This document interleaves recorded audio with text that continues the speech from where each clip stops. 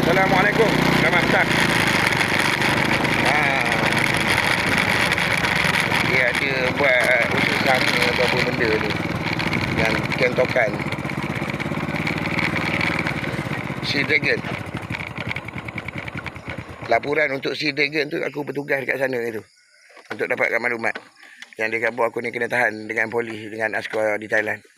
Semua tu adik-beradik aku. Adik-beradik anak-anak saudara yang aku kat sana. Anak-anak saudara tok aku.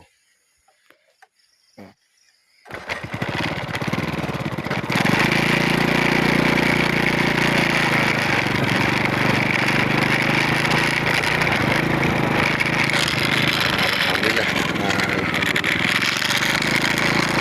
Jadi kena pasti kan.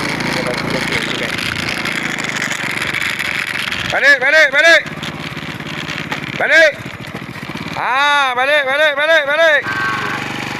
Tu ada.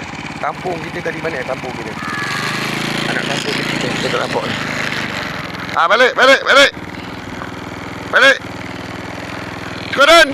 Anan pusing Skodan. Jalan terus Skodan. Jangan kona. Kalau lipat kona lipat kau baring. Kasih gesek sikit gesek. Balik ni 18. Balik.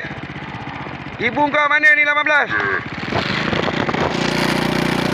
Gesek. Gesek. Balik. Balik.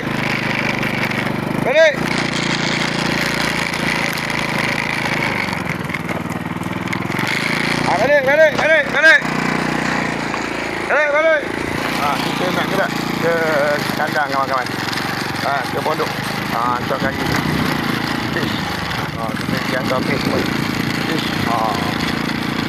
Ground fish.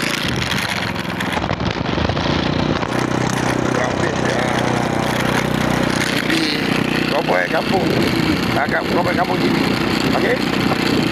Nanti kita jumpa lagi next video insyaAllah.